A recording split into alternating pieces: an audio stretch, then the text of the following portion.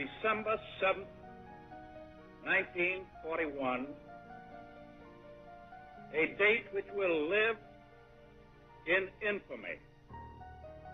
The United States of America was suddenly and deliberately attacked by naval and air forces of the Empire of Japan. After the attack on Pearl Harbor by Japan on December 7, 1941, the United States entered World War II. Japanese American immigrants who lived on the West Coast already had to endure waves of anti-Japanese prejudice when they emigrated to the United States because they were taking Americans' farmland and labor. The attack on Pearl Harbor created even more tension, and as a result, all people of Japanese descent were perceived as dangerous and were accused of helping Japan in the successful attack by spying on the United States. Pressure groups, politicians, and inflammatory journalism created a mass hysteria of fear against Japanese Americans. Uneasiness formed between the United States and the Japanese Americans, resulting in a reaction by the government. Well, I'd just come home from church, and then we kept hearing, Pearl Harbor was bombed, Pearl Harbor was bombed. I had no idea where Pearl Harbor was. My geography was not that sophisticated. I had no idea, and my father said, oh, there's going to be trouble. And I said, well, how come, He says, well, Japan just bombed Pearl Harbor. And he says, we're at war with Japan. But I thought, why should it bother me? We are aliens, my parents. We don't have the citizenship. So they're going to do something, Says we'll probably get taken away. But at that time, my parents had no feeling that we would be removed so they were saying my brother would have to take on the responsibility to keep the family together because they may be removed or put into camp or whatever. And then when I went back to school that following morning, December 8th, one of the teachers said, you people bombed Pearl Harbor. And I'm going, my people? All of a sudden, my Japanese-ness became very aware. I was no longer, I no longer felt I'm an equal American, but I felt kind of threatened and nervous about it. On February 19, 1942, President Franklin D. Roosevelt signed Executive Order 9066, which authorized the Secretary of War to designate certain areas as military zones. This controversial document ordered the exclusion and internment of all people of Japanese descent who lived on the West Coast. Only a select few Japanese Americans from Hawaii who posed a threat to the United States were interned, because they made up 1/3 of the population of Hawaii, and moving 140,000 people to the mainland would prove too daunting of a task for the government. Executive Order 9102 was signed by President Franklin D. Roosevelt on March 18, 1942. This order created the War Relocation Authority, which was a government agency that was in charge of managing the internment process. The WRA set up temporary detention centers which held the Japanese detainees while the government built the permanent internment camps. The detention centers were quickly thrown together and were located on fairgrounds, racetracks, and livestock pavilions. The Japanese detainees sheltered in livestock stalls or windowless shacks, which were often crowded and lacked adequate ventilation, sanitation, and electricity. There was also a shortage of food and medicine in the centers, and what food they did receive was often spoiled. 12 of these temporary detention centers were located in California, as well as one in Oregon and one in Washington. Japanese Americans had to move to these temporary detention centers during March and April of 1942, and stayed there until they had to move to the permanent internment camps during July to November of 1942. They were transported by bus and train under military guard, and they could only bring what they could carry on them. They left behind farms, businesses, and jobs. Their highly valued educations and careers were also interrupted. In many cases, the evacuees were given just 48 hours to sell their possessions and pack for the evacuation. This allowed peddlers to make a fortune, buying their possessions way below market price. The Japanese Americans didn't just let the government strip them of their freedom.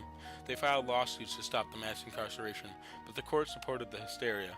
In the cases Hirabayashi vs. U.S., Yasui vs. U.S., and Korematsu vs. U.S., the Supreme Court ruled that the denial of civil liberties based on race and national origin was legal.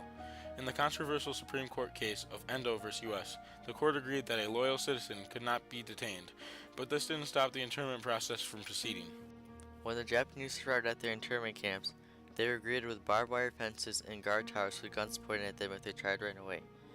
A report released by the WRA stated that the internees were housed in tar paper covered barracks of simple frame construction without plumbing or cooking facilities of any kind. Since coal was a rarity in the camps, the internees had to sleep under as many blankets that they could find. Food was rationed at the cost of 48 cents per internee a day, which was served by fellow internees in overcrowded mess halls with long waiting lines. But there's some things in your heart that you can't forget, and that is the day you walk through that gate, you know you lost something. Up to that point, it was news or something like that. But when you walk through that gate, you know you lost something. Because, you know, the gate's got guards and barbed wire fence and everything, and you're walking from a free life into a confined life. And I know one thing, it was hard to explain to somebody what was it like in camp, because we never tell them the truth what it was like in camp. It was horrible. But from there on, you're confined in this little boxy area. You could only walk 100 yards or so, going the longest distance from one end to the other. And you got soldiers around you and guns pointed at you, machine guns above you. And you're not even thinking about escaping or anything yet. That was all a question. But you're trying to figure out how to make the best of it. The camps were located in remote areas. It consisted of scorching desert heat in the desert camps, such as Manzanar, and freezing winters in the northern camps, such as Heart Mountain. Multiple families had to share living space in the 20 by 25 feet barrack. Since the government only supplied them with the basic essentials to sustain life, the internees had to come up with their own small society within the camp. This included doctors, schools, and even their own court system. Not all Japanese were interned, though. Eager to escape camp life and prove their loyalty, many young Japanese American men fought for the United States in an all-Japanese American 100th Battalion, 442nd Regimental Combat Team. This regiment became highly decorated after fighting in Italy. The Japanese had to endure these harsh conditions for another 2 years. President Roosevelt announced the termination of internment camps on December 17, 1944. The Japanese Americans were glad that the injustice was over, but they faced another struggle. Many of the former internees basically lost everything they owned when they went to the camps, so many of them spent the rest of their lives trying to regain their losses and live the life they once had. On July 31, 1980, the Commission on Wartime Relocation and Internment of Civilians released a statement. The promulgation of Executive Order 9066 was not justified by military necessity, and the decisions which followed it, detention, ending detention, and ending exclusion, were not driven by analysis of military conditions. The broad historical causes which shaped these decisions were race prejudice, war hysteria, and the failure of political leadership. On August 10, 1988, President Ronald Reagan signed into law the Civil Liberties Act of 1988. The act provided an apology on the government's behalf and granted $20,000 in compensation to each surviving internee. Of $20,000, people on the outside thought, wow, that's great, they got $20,000. But what they didn't realize is all the things, that personal things, that they lost from the 40 years of hard work. That you can never get back.